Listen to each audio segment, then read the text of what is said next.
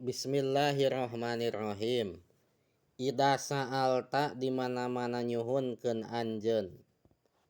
Pas'al maka kudu nyuhunkeun anjeun Allaha ka Gusti Allah.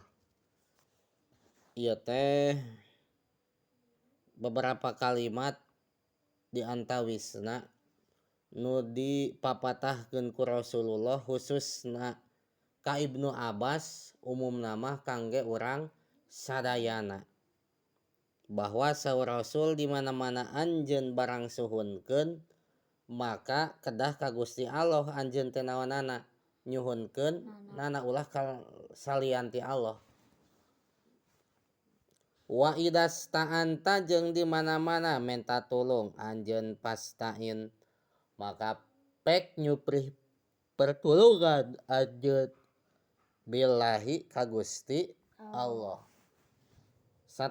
Saterasna kalimat nu diwurukeun ku Kanjeng Rasul ka Ibnu Abbas khusus namanya umumna ka urang sadayana nyaeta lamun anjeun nyuprih pertulungan maka kudu nyuprih pertulunganana ka Gusti Allah ulah ka salianti Allah. Wa lam jeung kudu nyaho anjeun annal ummata saestuna umat lawijtamaat lamun kumpul umat ala ayang pa'u kana yen mere manfaat umat ka anjeun bisain ku hiji perkara lam yan pa'u tah moal bisa mere manfaat itu anjeun lam yan pa'u tah moal bisa mere manfaat itu umat gitu ka anjeun illa bisain kajaba ku perkara qad kataba nu geus nyata mastikeun saha Allahu Allah lakapikeun anjeun. Kalimat nu salajengna papatah Rasulullah ka Ibnu Abbas nyaeta kieu saur Rasul seandainya ya mah seandainya lamun aya umat bahkan lamun aya sakabeh manusia saalam dunya berkumpul arek mere manfaat ka anjeun. Wah ieu mah sakabeh jelema saalam dunya berkumpul kabeh rek naon cenah rek mere manfaat ka anjeun rek mere kaselamatan ka anjeun.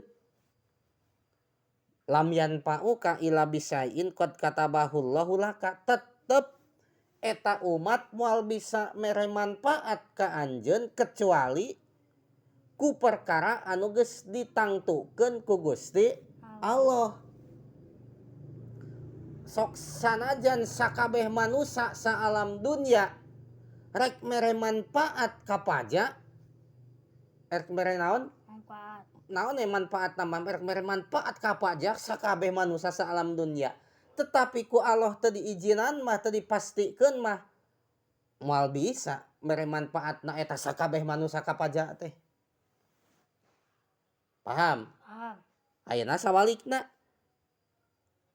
walau ijtama'u ala ayaduruka bisain lam yaduruka illa bisain qad katabahullahu alaik. Seandainya ieu mah sakabeh manusia deui wae saalam dunya urang Indonesia na Amerika na Israel na Iran na Libanon na wah sakabeh manusia saalam dunya kumpul arek nyilakakeun pajak. Urang Amerika rek ngarudal pajak, urang Iran rek ngarudal pajak misalna, urang Israel rek ngarudal pajak rek nyilakakeun pajak kabeh salam dunya lain nu bieu negara nu sebutan hungkul bieu tetep eta sakabeh manusia berkumpul saalam dunya rek nyilakakeun pajak moal bisa lamun ku Allah teu dinaon teu dipastikeun teu diizinan. Paham? Da Allah nu naonana anu berkuasa na